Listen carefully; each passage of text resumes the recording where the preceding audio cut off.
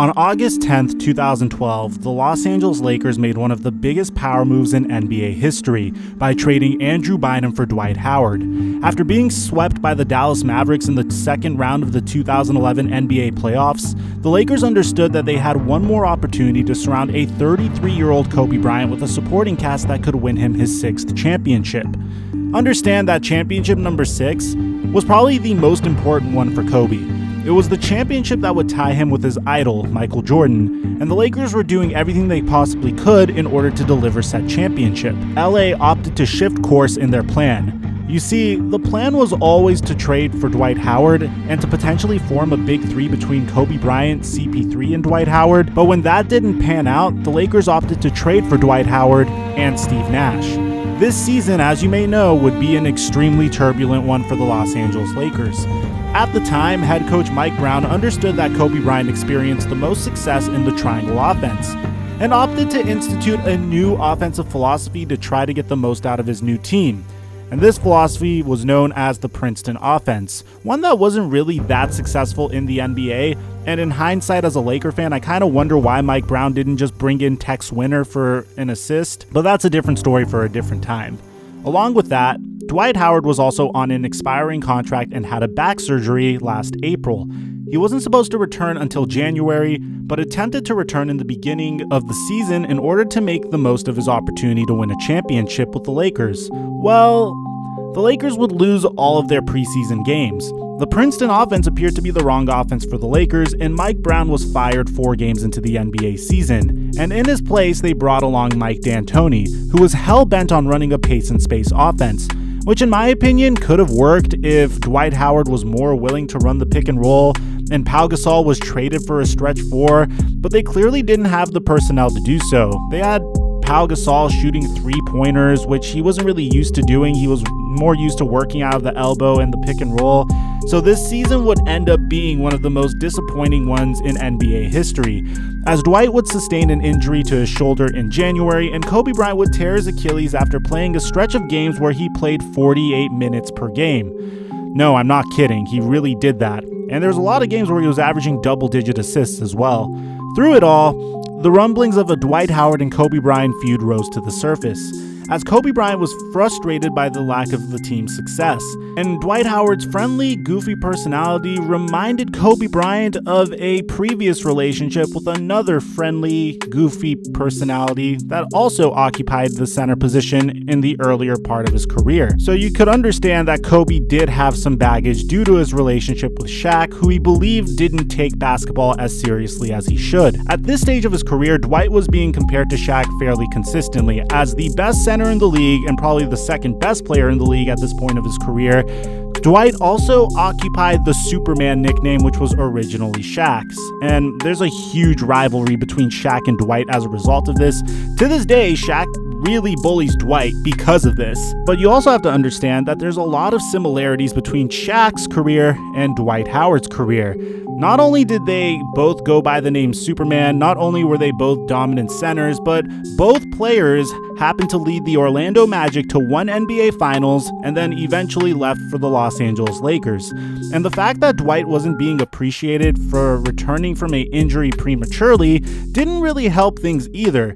And the Lakers were losing, which just exasperated all of the problems at the surface. In the end, the Los Angeles Lakers would make it to the playoffs as a 7th seed. Kobe Bryant couldn't play in the series because of his torn Achilles, and they would end up getting swept by the San Antonio Spurs in the first round of the NBA playoffs.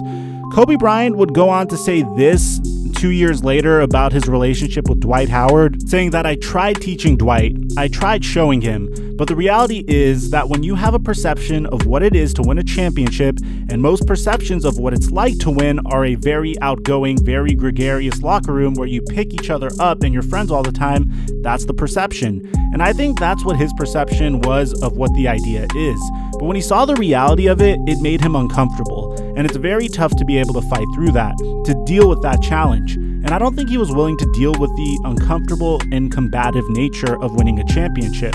Dwight Howard would leave that summer to sign with the Houston Rockets so he could team up with another young up-and-coming shooting guard named James Harden. And in their first meeting with each other, the Houston Rockets would beat down a Lakers team that featured Kobe Bryant, Carlos Boozer, Wesley Johnson, and Nick Young as Kobe Bryant's new teammates.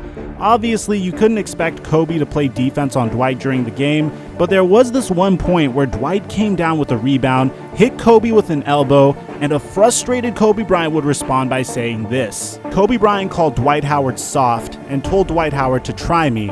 Dwight Howard would go on and laugh it off and actually eventually explain that this was a huge turning point in his entire NBA career.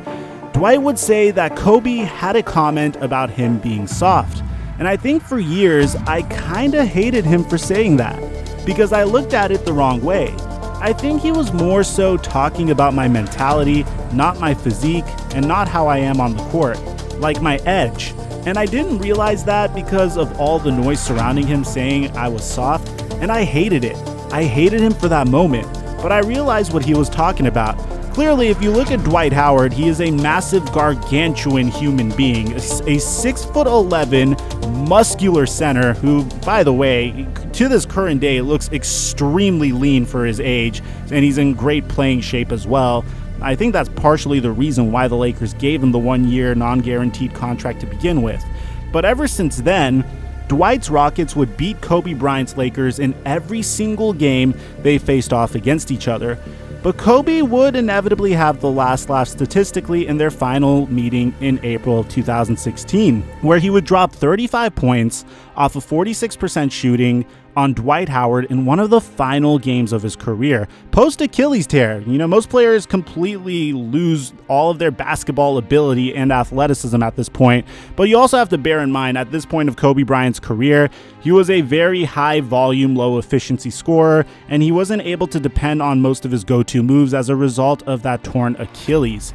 Dwight would only drop 9 points in that game to go with 13 rebounds, and though the Rockets would win 130-110, at this point it was becoming more and more evident that Dwight wasn't much of a factor for the Rockets' offense. The NBA was shifting from offenses that were centered around big men and to offenses that were revolving around small forwards and guards. Dwight Howard would then leave the Houston Rockets, and there would be a lot of drama about his relationship with James Harden as well. We'll get to that in possibly another video. Let me know in the comment section if that's something you would like me to cover. And Dwight Howard would leave the Houston Rockets the next year to return home back to Atlanta.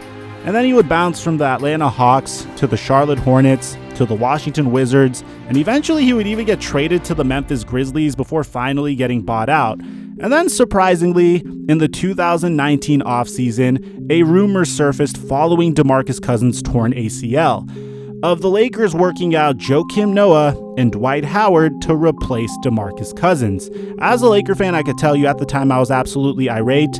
If you go back to my channel, you could find some videos from that time of me saying that I completely do not approve of the signing, and it literally took me months after the signing for me to get over it because of the animosity between Dwight Howard and Kobe Bryant. But the Los Angeles Lakers knew what they were doing. They had Dwight Howard return to the Lakers in a very demeaning role, as they would bring Dwight Howard in and give him an emasculating, non-guaranteed one-year deal for the league minimum. And guess what? Kobe Bryant had something to comment on the Dwight Howard signing as well, saying, "I'm happy for him because sometimes we don't realize how much we love the game and miss the game until that window starts closing or it's closed. Then you're like, oh damn, I really miss playing the game. I want another opportunity to show what I can do. Sometimes you don't know if that opportunity will ever come again." And for him, I really believe he's appreciative of the opportunity, and I think he's going to make a hell of an impact because of the new appreciation he has for playing the game. In all fairness, Kobe would also say this about their 1 year together. In all fairness, the second half of the season, when I tore my Achilles, we had the best record in the league. We had to make things more contentious than I wanted to, but the object is to win. Unfortunately, I tore my Achilles and that sidetracked everything, but that second half of the season there wasn't a team in the Western Conference that wanted to play us when we were healthy. Maybe things would have been different with Dwight if we were healthy and had made a run. Who knows? Dwight would actually perform outstandingly for the Los Angeles Lakers in the 2019 to 2020 season. So much so that he would get Kobe Bryant's respect in November of 2019 when Kobe Bryant paid a visit to Staples Center. Their relationship appeared to be repaired, and Kobe would cite a simple difference in philosophy as the reason they did not get along with one another. Dwight Howard was to participate in the 2020 NBA dunk contest and wanted to ask Kobe Bryant to assist in his dunk before tragedy struck. But it appears that Kobe Bryant and Dwight Howard's relationship was mended before Kobe Bryant's tragic death. What do you think about this rivalry? Do you think Kobe Bryant's personality changed Dwight's approach to the game? Do you think these two would have been successful if the circumstances were different in 2012? What if CP3 was on the team? Or Dwight Howard was able to recover fully from his back surgery? Or Mike D'Antoni told Kobe he couldn't play 48 minutes per game before snapping his Achilles? I'd like to hear what you have to say. By the way, guys, we're going to be live streaming on Twitch after The Last Dance, so if you made it to the conclusion of this video and you're watching it as it was released, there's a chance I'm live right now. So come on by, the link's in the description down below.